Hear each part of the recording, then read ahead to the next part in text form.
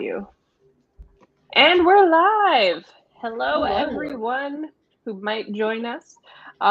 Welcome to the Found in Translation Book Club live show where we're talking about Violets by Kyung-Sook Shin, which is translated from Korean. And we picked it for a number of reasons, but I think the primary one was that it was for August, which is Women in Translation Month. So that's why we picked this book published by the Feminist Press. And so, Noelle, why don't you introduce yourself and then tell us your first impression of the book, what you rated it, and all that jazz. Ooh, okay. Hello. I am Noelle. My channel is Noelle 7 Pages. Okay, I have like mixed feelings about this book. I started it and I even told my boyfriend I got maybe 40-50% through. I listened to the audiobook and I was like, I am so bored. Like, this book is so boring. Why do I care? I don't care about anything. But then when I finished it and I listened to the author's note, it's like, it's supposed to be boring. And that was like the point, is that it's about kind of this everyday woman and her life, and that's the point. I don't know. So even though I was really bored and I wasn't on the edge of my seat at any point, I didn't really care. I still gave it 3 stars because I think it did a good job of accomplishing what it set out to do, even if it wasn't my favorite read, if that makes sense. Yeah, that makes sense. And hi, Paige. Welcome. Hi, Paige. Thanks for joining us. Happy birthday! So it's happy birthday. That's exciting. Wow, I really went off the grid and missed literally everyone's life. I'm so sorry, everyone. For me, I kind of had the same thoughts when I started reading this, where I was just like, I don't feel like a whole lot is happening. But it wasn't necessarily that I was bored. I was just like, when do things happen? Because I had this like overwhelming sense of like foreboding that something bad was going to happen at some point. But I was just like, is it going to be now? What about now? And I just kept kind of anticipating it and getting it completely wrong. But it's definitely a slower paced book and like a slow burn type of book, which is my cup of tea. Like, right. I love was those wondering. slow paced. I thought this might be really your jam. Yeah. Yeah, this was definitely more my jam than some of the other books, because I do feel like it was more character driven.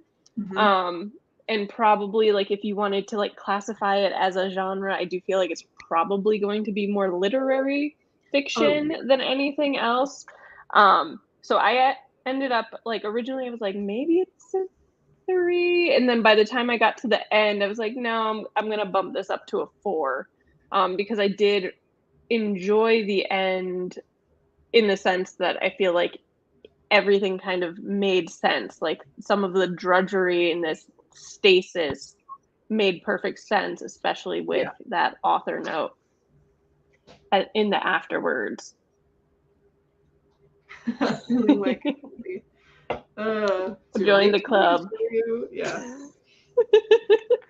So for me, that was really interesting. One of the things, because like the synopsis of the book talks about it being set in 1990s South Korea, but I feel like I struggled to actually place it in a time. Like, the only thing that made me think, okay, 1990s or early 2000s was like, so at some point Pokemon was referenced, and it was like, right, yeah, that would be a thing for a second too. Yeah, they're like talking about making like character celebrity flower pots, like how they do for Pokemon, and that was a moment where I was like, what, Pokemon? Yes, I was like, where did that come from? Yeah, it did feel oddly timeless. I thought like it was hard to really place it. Yeah, another DNF, and that's fine. That's okay. Annie told us that she DNF'd it as well. It's definitely not a book for everyone.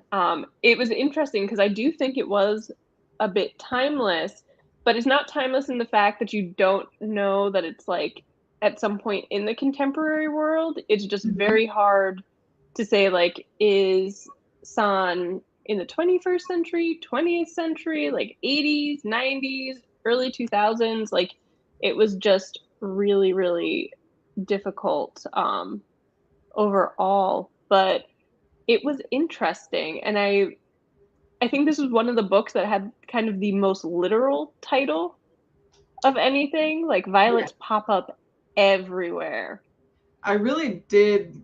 I would have been really lost without the author's note. I think without the author's note, I would have given it a generous 2 stars. Yeah. But the way that the author explains, here's the point of the book. Here's why I took it out of the drafts and published it into an actual novel. Here's why it's called Violets. Like, all of that explanation was like, oh, like, for my my feeble little peasant brain, I really needed it to be spelled out for me. Especially like, it was very slice of life literary fiction, and I don't read a ton of those. So it was nice to have my hand held a little bit. But the title, it's like, I really appreciated it a lot. But the title being Violets, I thought was really interesting because like you say, it was constant. They are constantly talking about violets. Yeah, I mean, she works in a flower shop, for crying out loud. So that flowers like come up and plants in general. And there's the Minari field from her childhood, I believe. Yeah, that like specific flashback kept coming up a lot. Yeah, and so like plants and sort of this flora element comes up. And when violets first came up, which I don't remember if it's because of, I think it was after the photographer comes to like take photos of the violets, and he's like really disappointed because he's like, ugh, violets, they like there's nothing fancy about them, they're like this big. So it was really funny because there's such an like this, I don't even know, they're not the flower you go to. Like, people think of like the roses and the lilies and the orchids, and a violet, like, I think they actually at one point said like people mistake it for a weed.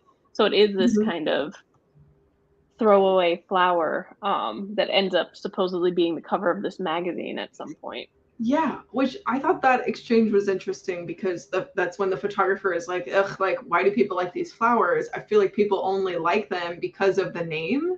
And then I'm thinking, what's so special about the name Violets? And then I remembered, oh, it's translated. It probably sounds really cool, or has, like, I don't know, some cool double meaning in Korean, whatever Violets is.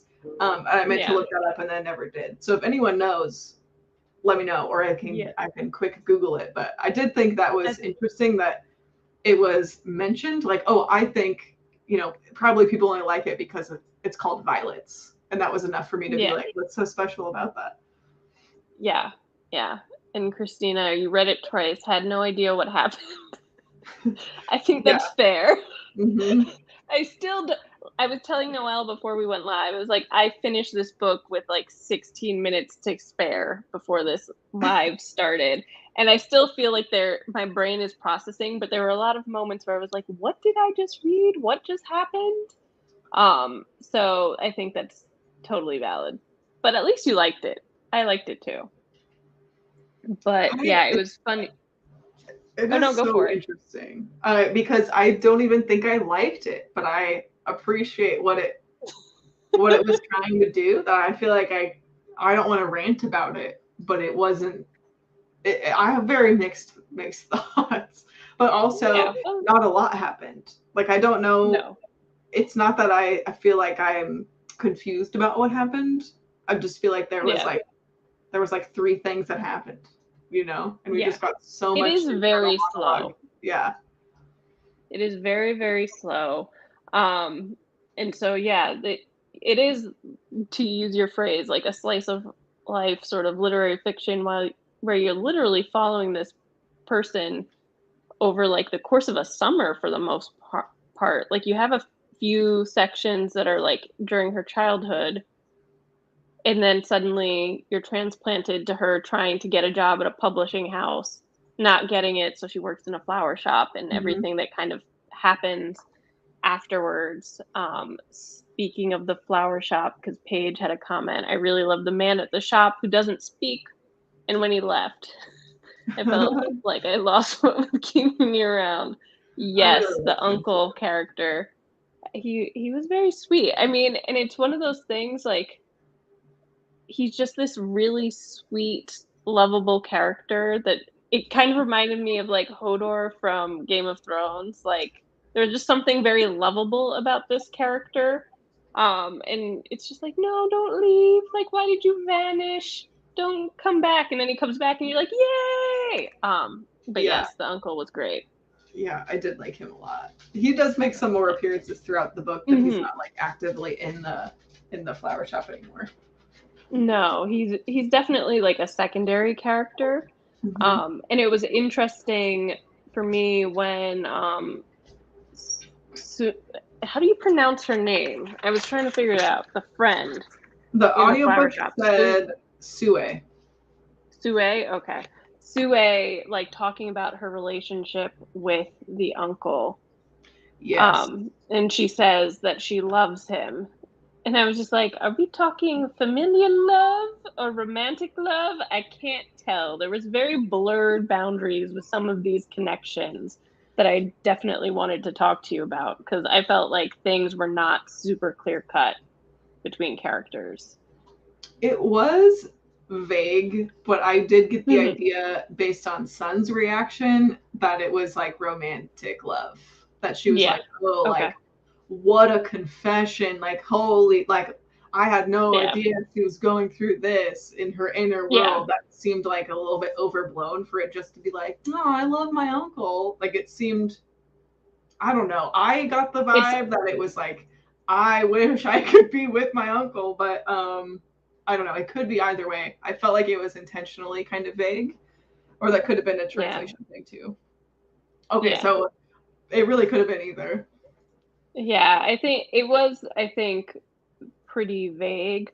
But it was interesting because it wasn't the only sort of relationship that I thought was vague. Like, how do you say it again? Sue? Is that how the Sue. audiobook? Yeah. Sue and San. I was just like, that's a little like some of Sue's reactions to things that she did were pretty strong for just a friend, and like even what like someone mentioned how much she loves having Sun around and blah blah blah, and I was just like, this Oh, is a little totally. interesting. There's that moment towards the end too where she's like, why, like, we can be together forever. And it's not even like we belong romantically together. It's almost like she's trying to say we should live together and take care of each other, whether that's like Mm-hmm. platonically or whatever. um I definitely got that vibe that Sue was like, I want to always have you around and have you be my partner in some, to some extent. But at the same Yep. time, like Sun, with her flashbacks or her childhood, I very much so got sapphic vibes from Mm-hmm. her. That I don't From even think Neme. she really barely unpacks it. I thought, because Yeah. then she, in her adult, that summer in her adult life, she spirals into this obsession with the photographer, and I don't know if Mm-hmm. that's, it's like almost like overcorrecting where she like stuffs down her repressed feelings from childhood with her friend. um Mm-hmm. and I don't really feel like we resolved that with the, No, it just like because she kept never getting sees messier. Neme. Like, we never see Neme again. She just like we she goes back to the village, she talks to the aunt, and the aunt's like, oh well, she was going to become a nun or something, and I'm just like, Same with her mother. really? Yeah, like that felt very anticlimactic to me. Like her mother keeps sending her these really manipulative, guilt trippy letters, and Mm-hmm. Sun is like, I'm not falling for it, I'm not falling for it. And then she goes back to her hometown to see Name, and then it's hinted like, oh, maybe I'll see my mother. And then neither of Yeah. those things happen. And it's like, well, why did we go here? What did we do this for? Yeah, it's like, why did we make this field trip to the middle of nowhere? Because like there's nothing resolved there. Like, she doesn't see her mother. who is like ridiculously manipulative. Mm-hmm. She doesn't meet Neme. She doesn't even know, like, find out where Neme like is she alive? Is she dead? Did she actually become a nun? The aunt has like zero answers for her. Yeah. So that was pretty anticlimactic, but then I feel like if you do make it to the end of the book, it's like the last like 30 or so pages where actual stuff happens, and it's just kind of a like depressing spiral Yeah. of unfortunate happenings in Sun's like life, but it takes a while to get there. Yeah. And even with her hometown, like she goes back and notices, oh, there's things missing. People's houses have been, destroyed to build other things, or like I don't recognize any of this. I think is a kind of universal experience a lot of us have growing up, like coming back to your hometown and being like, wow, this is so different from when I was a kid. Like I felt like that was the point of that scene, even though it did feel like promises were made that like, oh, these characters that I have history with, I'm not actually going to resolve any of that. But we did get to see her kind of have that mirror to her childhood. Like she goes to the field where she had like those memories, and then she goes to the grave where she would like spend time with her friend on like her mother's grave or something. Like we had those moments that felt very like parallel. Like, oh, you're doing the same thing you did as a kid, just with more awareness and life experience. But then we didn't get the people. So it just felt a little mismatched. Yeah, to me it was kind of like, because I feel like the whole book was really a day in the life type style. I think that sort of anticlimax, this feeling that nothing came of it, is almost making the book feel really realistic, because we don't always get closure. We don't always get to like reconnect with people that we lost touch with, or resolve sort of, or come to terms with trauma or the people who have hurt us in the past.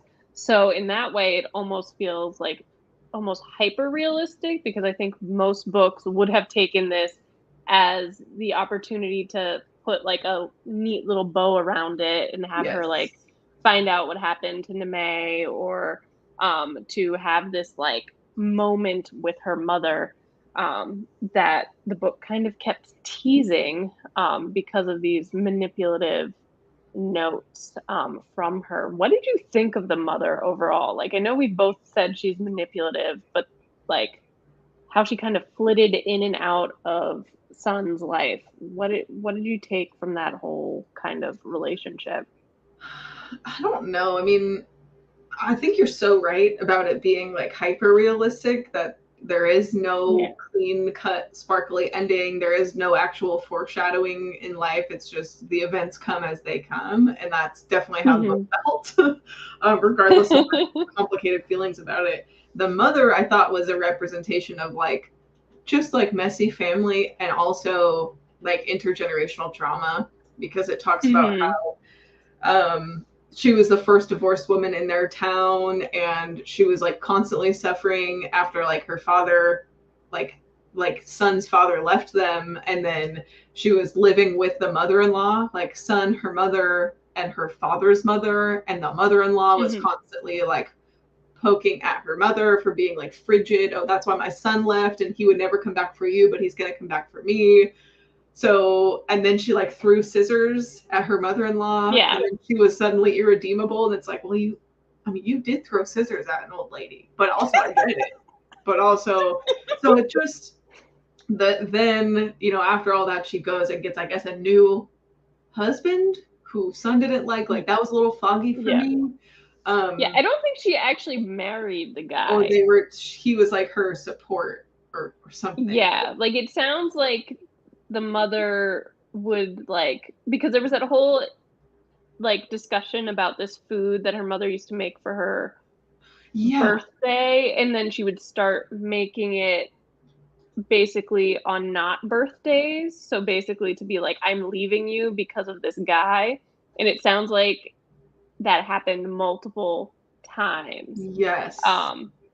So I think it was one of those situations where mom kept finding boyfriends, and the boyfriends took priority over her daughter. Yeah, which I mean, Yes.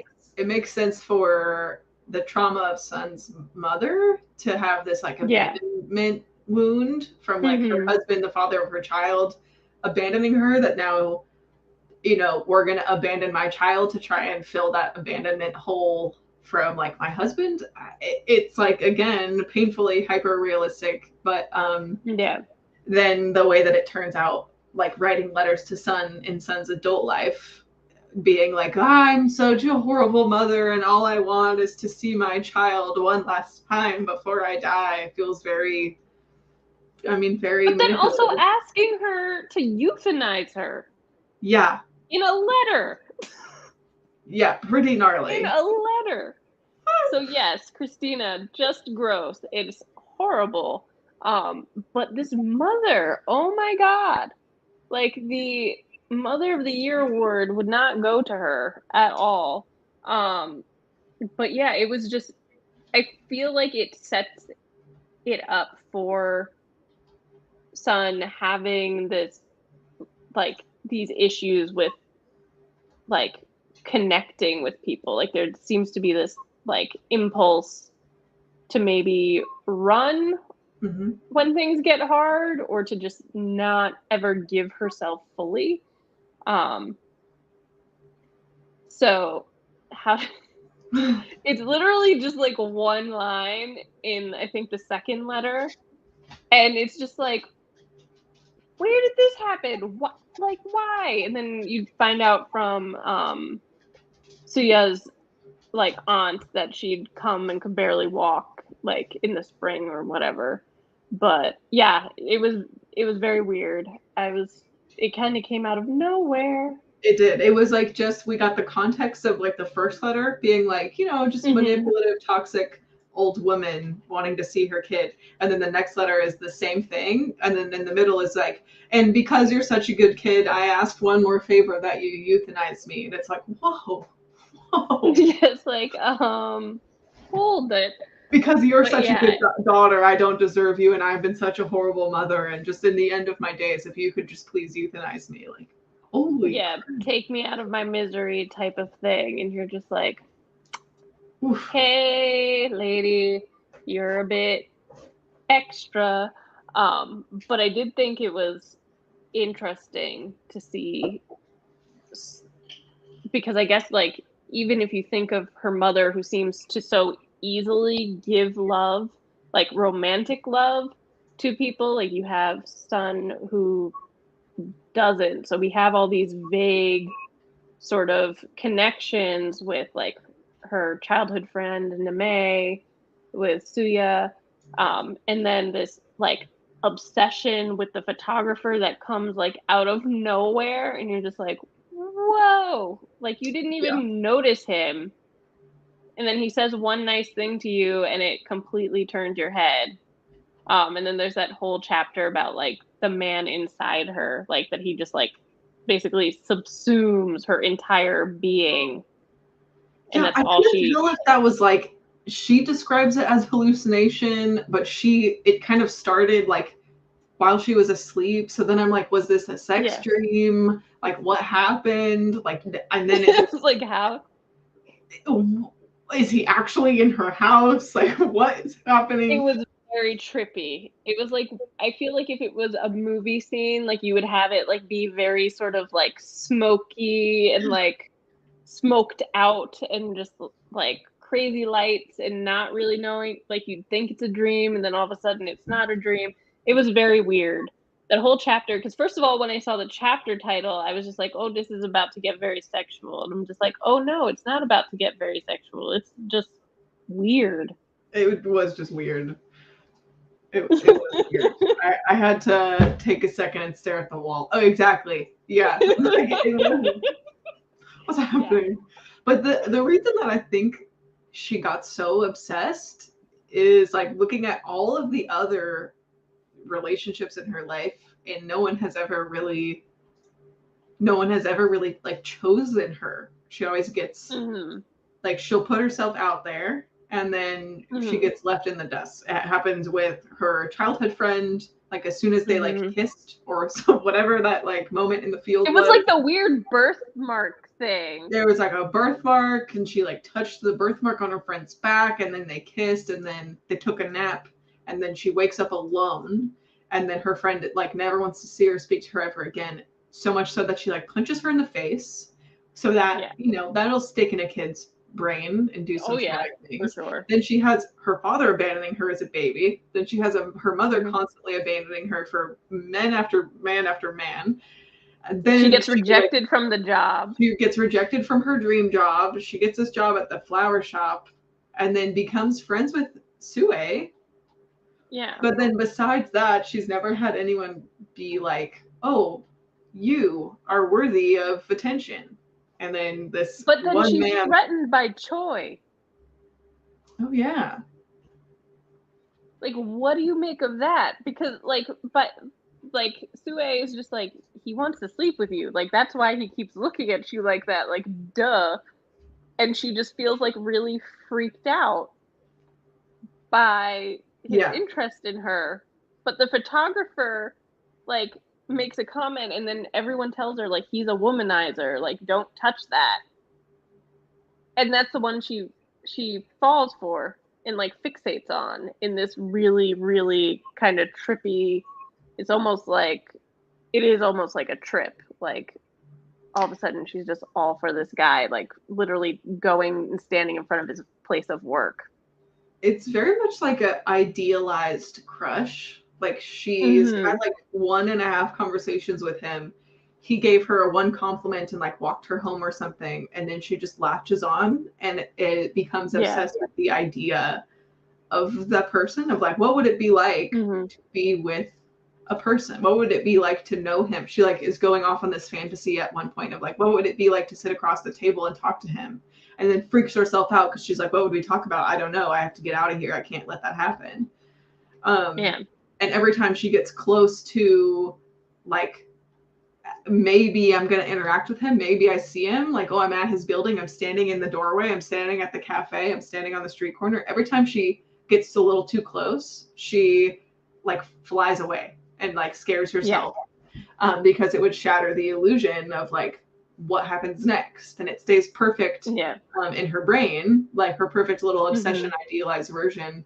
And I think that's what she's in love with, is this idea of him and just be like happily having this consuming crush that she almost like she does grieve it when it's finally gone and he like doesn't know who she is. She is truly like that was heartbreaking. That was actually quite devastating because it's one thing if you're like rejected, like you put yourself out there and the person's just like not into you. But this guy that you have been fixating on because he gave you this compliment, you show up and he has no like recognition of you. Like he doesn't remember. Like you not even a like deja vu, like you look familiar, like completely blank. And by that point, that's like the third time they've actually encountered each other. Right. So it's not even rejection. It's just like she didn't exist. Yeah. And then like she sees him with another woman at one point and it has like this like very bizarre jealousy where it's like you've talked to him like one time and have built this entire idealized relationship, which I have had like crushes that have worked that way in my youth. You know, I feel like probably most people go through that, but it was a lot for her to process this like idea of this person, only for him to be like, wait, who are you? What was your name again? Yeah, like who do I know you? I don't think I do. Yeah, that was brutal. That scene where they finally interact and he just is clueless. But then at the end, like he does kind of connect the dots finally because he goes back to the flower shop again to do some filming of the Narcissus, which I was just like, I feel like the flowers that were mentioned in this book all had symbolism, and I was like, I should check out my symbolism dictionary. And did I? No. But he goes back to take photos of the narcissi, and like he superimposes the face of the shop girl and this woman who burst into tears in front of him and realizes they're one and the same. And he's just like, oh, well, does anyone, like, where is she? Like, does she still work here? Like, all of a sudden he's asking because he has these photos that he had, like, intended to give her, or, like, was trying to use to get her to come to see him initially. So I thought that was interesting because he does connect the dots eventually. Yeah, but like way too late. He goes to like talk to the uncle or something, and is like, oh, what's the name of your shopkeeper? And he's like, it's Sue. And he goes, oh no, not that one, the other one. Oh yeah, we don't know what happened to her. She, like, something horrible must have happened and she disappeared. And then there's just this, like poof. Yeah. Exactly. Yeah. And she's not really that old. She's like 22, 23 in this. So she is still fairly young. But I think we would assume like a teenager would have this sort of like idealized like crush on someone and not someone in their 20s. Well, right, to the point that it just made her reckless. Like she was like she was running across the street in traffic to try and like follow him. She hopped on a motorcycle with the stranger at that was weird. That was so strange. But even Sue gets on her, like, why are you acting like this? Like, she would just leave work and go for a walk. Like, that is the kind of, like, reckless, all-consuming behavior that, like, teenagers go through when they're, like, first having all their hormones and their first crush. Yeah, because, like, everything is the end of the world. Like, literally everything. But, yeah, it was weird how reckless she kind of becomes in that kind of frenzy of like after she starts feeling this way about the photographer, because you're right, she does run into traffic. There is that cop thing. Yeah, but because there was that like mention at some point of the like kidnapping. Yeah, like motorcycle kidnappings, and then she gets worried that it's not a real cop or whatever. Yeah, that was really brutal. That was really weird. And then, I mean, the Choi thing, I feel like we can't not talk about that. Yeah. So that's like in her devastation from her rejection / just not remembering from the photographer guy. She's like, well, to fill that void, she like calls up Choi because she knows he's always wanted her, I guess. Yeah. And then it just gets so bad so fast. And like that was, because at the top of this I kind of mentioned that I had this sense of like dread, like foreboding that something bad was going to happen, because I was just like there has to be. And from the beginning I was like, it's gonna be this guy. And then it was just like anytime a new guy, with the exception of the uncle, got introduced, I was like, maybe it's this one. So then it, like, when the cop came into the picture, I'm like, oh, it's definitely this guy. Or then like the neighbor, which Christina has a comment on that, so I'll pull that up. But then I was like, no, it's gonna be with this guy. Like the bad thing is gonna happen. Like if there's an assault in this book, it's gonna be because of him, because he's just really a curmudgeon. And then, but Choi was like the initial one for me that was like, he's kind of cringy. Yeah, very, very bad vibes from him for sure. Yeah, and then Christina said it was sad what happened to the guy neighbor too. Yeah, that was so like their whole like living situation had so much drama of its own. that was that whole, like, I understand that it's like living cheaply, like it's basically a boarding house, but that whole, it was a mess. Because I mean, the woman literally, first of all, wants to up the rent because she wants her daughter to have a piano. Just the fact that she's like so open about that. It's like, we're raising your rent because my kid wants a piano and she's the only kid that doesn't have access to one. And Sun is like, okay. And then like until Sue moves in, Sue finally starts like biting back and it's like, oh, we're not going to pay for the utilities. We're not here that much. No, we're not doing that. Can you please keep it down? Like, I really love Sue in those moments. Yeah, and then this guy, the guy with the dog and the guitar that comes up, and sort of his situation that you don't really, it's all kind of word of mouth and hearsay as to what actually happens to him. Like we know there's a fire in the building, and they say that it's because he tried to kill himself, but then it kind of like Sun never really knows what happens to him completely. Just like, oh, he was disowned by his father, and like the actual landlords or people who actually own the building like know him, so they let him stay in the office type of thing, so they were doing him a favor. But it was just weird that he was a character that was introduced at all to me, because I don't feel like he fit into Sun's story like the other characters. Like he was very much on the outside. Yeah, I don't know. That's like another thing that feels like just like a part of life is like there's these people in your periphery that kind of come and go or have tragic, like he had his own whole story of his own. Like the book easily could have been about him instead, but beyond that, I don't know what the reason was of including him. Yeah. And like obviously we've spoken about things that definitely have trigger warnings. So the book did have some kind of like traumatic events happening, but also just really for a book that was really a slow burn, like there is a lot of intensity in what emotions there are there. Like there is no kind of small sentiment or small feeling when it comes to Sun. It's like all in obsession or all in repressed desire, all in like sadness and despair. Like there's no like half measure.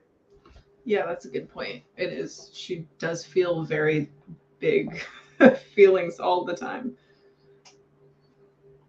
Oh, that's interesting. So it could be like it could just be like a mirror of Sun. Oh yeah. He was constantly alone. He was like chose to deviate from what was expected of him and dealing with all of that. Yeah, that's a good point, Christina. Didn't think about that, but maybe that's kind of he might even kind of give you that sense of foreboding of what happens to her, because like we said, we don't really know what happened to him. He just kind of disappears after that whole incident. So true. I feel like they told us that he died though. Unless that was just a rumor, like the landlady was just like a rumor. I don't remember. I feel like there was I remember Sun saying like no one knew what was going on, and then there was talk about him being disowned by his father and that sort of thing. Yeah. But I don't remember if they said he died or not. But there was just a lot of vagueness about his situation, and then the character just kind of disappears, whether he dies and disappears or he just does disappear. I think to Christina's point, like he's an outsider and hidden like her, like we kind of almost the same thing happens to her. We don't really know. Like the last we see her is her like beating up the excavator, right? At like the construction site? Yeah. Yeah. And then she just is gone. Next thing we know, they're back in the flower shop. No one knows what happened to her. She just up and vanished in the middle of the night, essentially. Yeah, it was a very odd ending. It was a very odd ending. I don't know what I make of that whole scene, to be quite honest. Either. I mean, they kind of talk about it in the author's note, which again, like I would have been so lost But she kind of says like Sun going from being assaulted to taking her notebook to the construction site was a form of like taking her power back, like walking into the belly of the beast and staring it in the face and putting it into words was her way of kind of facing head on and taking back her narrative, which I thought was kind of a beautiful image and a way for Sun to have that character arc. I just didn't love that that's what her character arc was. That's like a pet peeve of mine when that shows up in literature. It's like, why do women have to be assaulted in order for them to have a character arc? But so again, I have mixed feelings about all of that. Yeah. And I mean, it was interesting because I mean, she writes a lot throughout the book. Like she just kind of has these moments where she jots down like things, and sometimes it's like her remembering something or her just reacting to her current situation and like this overwhelming feeling, and so she's just, I need to write it down. So again, she doesn't have these like small emotions, she like has to commit them to something, and she doesn't really have anyone that she opens up to, because as like friendly as she is with Sue, like part of the problem there is that she doesn't talk. She decides to go on a walk instead. Like she doesn't really disclose any of the things that are going on in her head.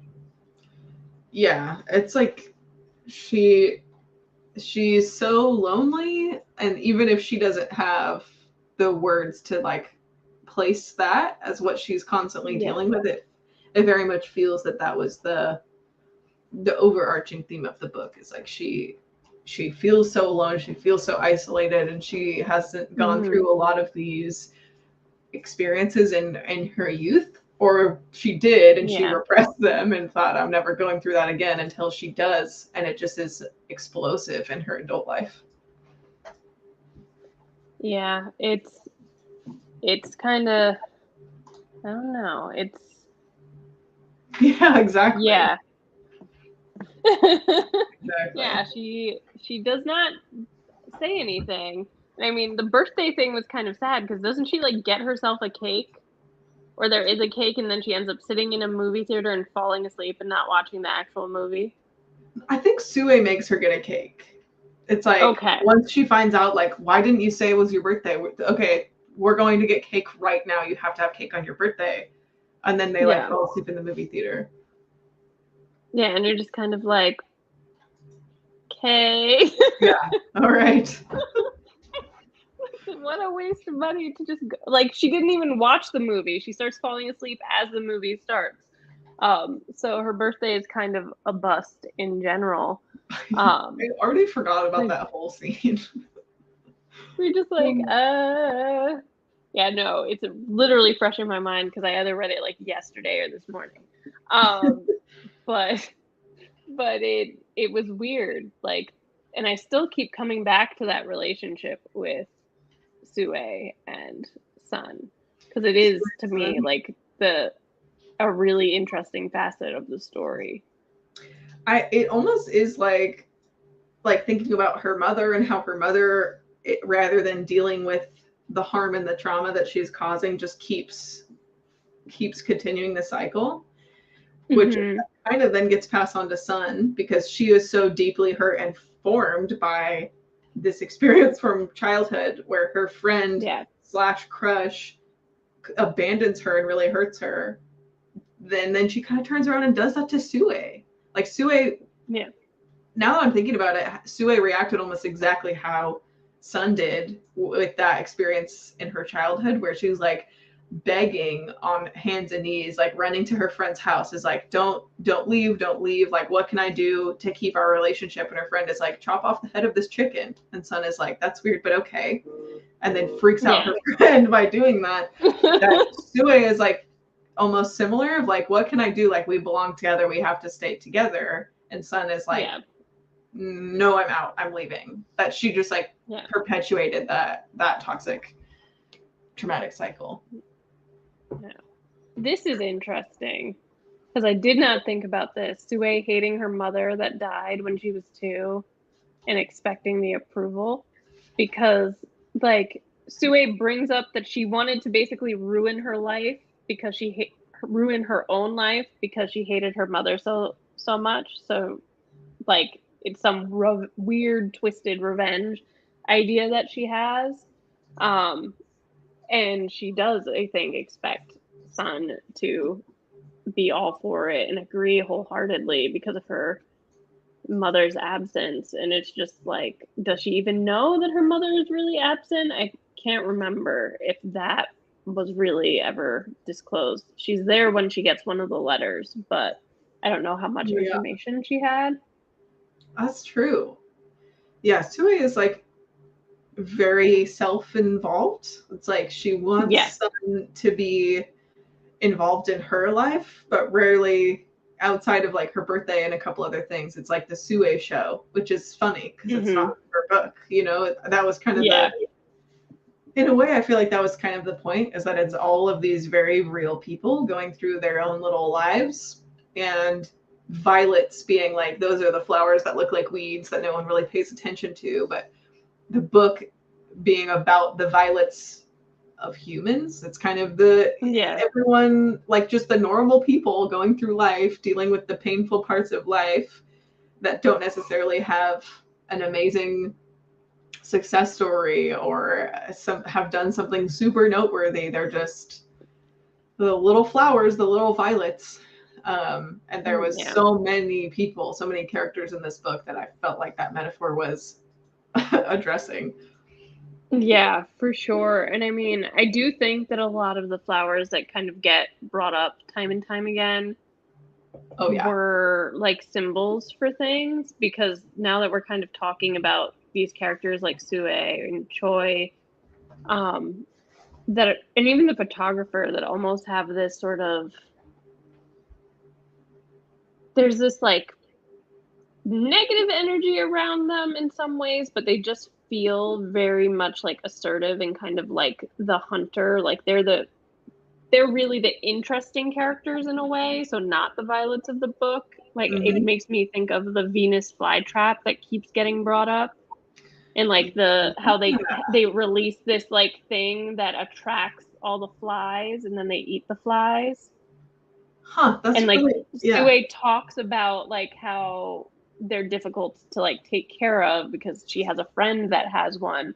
But it kind of makes me like these they're predators basically, Mm-hmm. these characters, like they feed off of other people in these circumstances. So I kind of wonder if like that fly trap is supposed to be representative of Sue, who talks the most about it, or if it's Choi, or like if the narcissi, like if we actually looked it up, like if we would see parallels with the photographer, because that's the only time that flower gets brought up at all.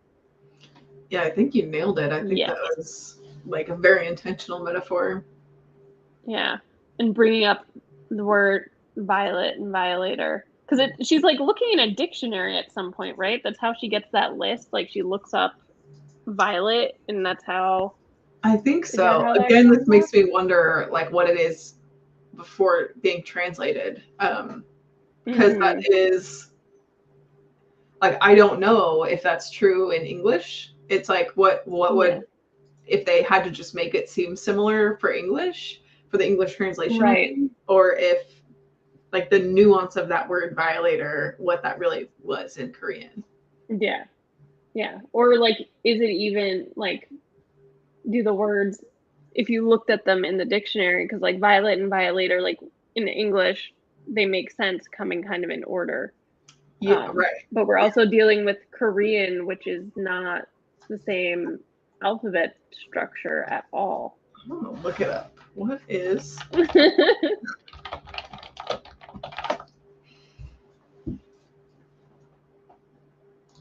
제비꽃, Jabiko?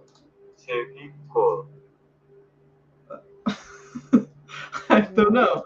This is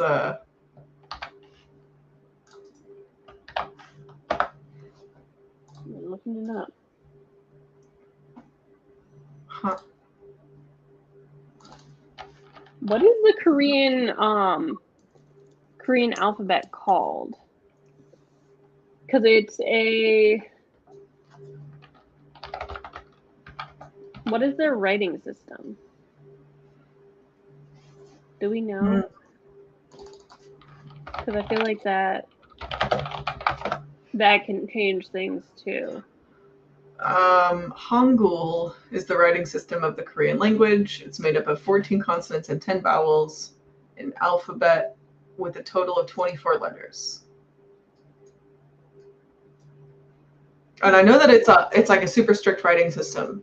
Like there's not a lot of rule breaking that happens. No, there isn't. And then so that's interesting to think about because we do always kind of talk about that in these live shows, like what would be the reading experience if you were reading it in its actual language, and how much do they have to actually change to have the same impact on I guess us, like as English speakers. And hold on, Christina has insight. Okay. Good looking out for us, Christina. That helps. That makes some sense then. Yeah, because now we've gone down a rabbit hole. But going back to another comment about more the misogynistic society where, they're like the uncle, but the majority of the men are predators. And I mean, I think even the photographer is a predator of a sort because everyone says from the jump, like, he's a womanizer. Like, don't fall for it. Like, he says this stuff all the time. He has a way with the ladies. Like, he doesn't actually mean it. So you do have these sort of predatory male characters throughout the book and this misogynistic society where women do get taken advantage of and unfortunately assaulted. Like, we hear about that kidnapping and the assault pretty early in the book. Once she's like, we're in present day and not in her childhood. I'm almost thinking like you can think of the men in their relationship to the flower shop as like the commentary on the misogynistic society, being like the uncle is the owner of the flower shop, like the caretaker, right? He's not gonna like his best interest is to take care of the flowers, the violets. The photographer is only interested in how they look, and then he moves on to the next one. He's just there for staging. He doesn't really care about anything after besides that. Choi is like on the farm, very self-interested, like what's in it for him, and he takes what he wants regardless of the consequences. The motorcyclist is like he's just passing by. He's doing his thing, and he's gonna take what he wants as well if he can get away with it. It's like an abuse of power. Yeah. Oh, for sure. And I forgot about this. Yeah, that's pretty telling. I wasn't really either. I wasn't either. I was just like, either Noelle's gonna, like, I was like, Noelle's either gonna love it or hate it. Like, I didn't think you would be middle of the road with it. I didn't think, I was just like one way or the other, because I do feel like you and Annie tend to feel more close, like similarly with books, because books honestly, you guys have loved. I've been like, hate. Without the author's note, I would have hated it. But having the author put into context everything for me, that worked out, because now I don't hate it. I at least can appreciate it, even if I didn't like love it. And I almost wish it, like, there was a way to have had the afterwards be like an introduction. Like to give some context. I could see why Annie DNF'd it. I think if I didn't know that Annie DNF'd, I might have also. But I didn't want you to be the only one that read it. So I'm glad that I powered through but I definitely thought about it. The first half of the book, I was like, I cannot do this. Like, I'm so bored. Like, I'm losing my mind. We started to put some pieces together and hearing about the characters and everything. And then all the threads and all the metaphors and all of that. But I don't know. It still didn't really work for me, but I think the message is there. In the 70s? I thought the book said the 90s. What? Was Pokemon around? The back of the book says, no, it was not. But it says, she barely registers to others, especially by their ruthless standards of 1990s South Korea. So which one is it? Is her childhood in the 70s? But that wouldn't be 20 years earlier. Like, she's only 23. Make it make sense. That confuses me now. I mean, but so okay, she would have been born in the 70s. But she said she was like, I thought she said she was like 8 or 9 or something when the whole thing with May happened. Yeah. The Pokemon thing still threw me for a loop, though. I was not expecting that. I think it's because that was the only like pop culture reference that it just felt very out of place. There wasn't a lot. Yeah. Yeah. I feel like the movie was also a cultural reference, but it was like not a movie that I had ever heard of, so it didn't stand out. Whereas I was like a 90s kid, so you bet your bottom dollar I had a binder of Pokemon cards. Me too. Yeah, no, the movie went right over my head. I don't even remember it, but Pokemon, because listening to the audiobook, it just like, you can't really like close the book for a second. I guess I could pause the audiobook, but all I heard was Pokemon, and then the next few sentences I didn't even listen to because I'm just like, yeah. Did I say Pokemon? Yeah, you kind of like, what? When did that happen? But yes, okay. So the Guardian article, we need to explore this further because now I'm like, why do they mention the 70s? But maybe it's like the author is impacted by the 70s. I mean, it could be in response to that or something along those lines. Or the way that her hometown changes from her childhood in the 70s. I could see that too. Yeah, that could make sense. Noelle, do you have any final thoughts? Because we have been chatting about this book for nearly an hour, which I did not expect. Really. I thought this was going to be a quick one. I'm surprised. I really thought this would be a quick one too. The book that me and Annie read that you DNF'd, not last month, but the month before. What was that? The magic school one? Oh, maybe. No, not the magic school one, but the Hungarian fantasy one. Or maybe we just didn't have a live show.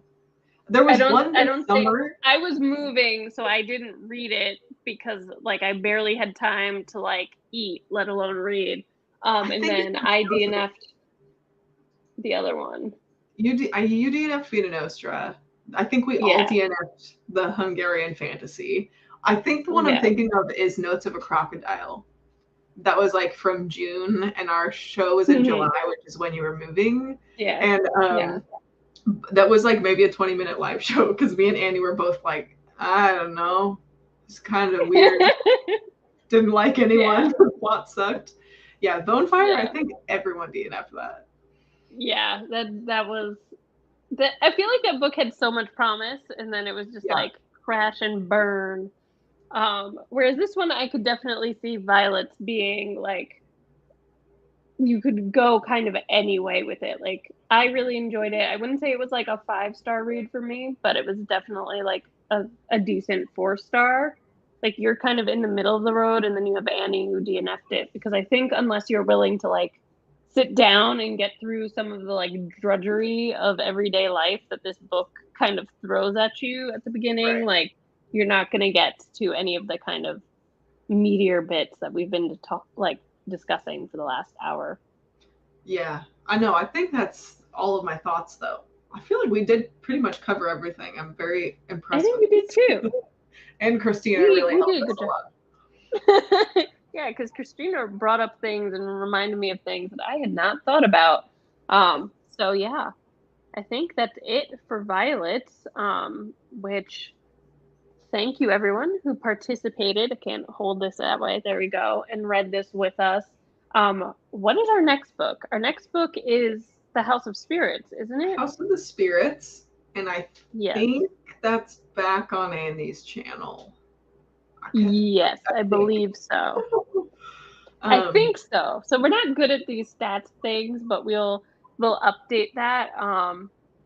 But yeah, I actually picked it up from the library because now I have a library in walking distance, Noelle. Wow. So I'm like, yay, I went and picked up a book. But yeah, so that will be our book for September, which means that our live show will be the first week of October. And then I know Annie has already posted her video on the next 3 books. I have not filmed. I'm sorry guys, but we will we will be announcing those. But if you want a sneak preview, go check out Annie's channel because she talks about the last 3 books of the year, which is kind of bonkers. It is. That we're talking about the last 3 books. We did have a bumpy summer. Like there was books that all of us, we each all DNF'd at least one book this summer. I think you DNF'd too, didn't you? Yeah, I did. It's fine. Yeah. But also, like, let's be real. My brain was not in reading mode, so it was just like if a book was not holding my attention, I was just like, nope, we're out.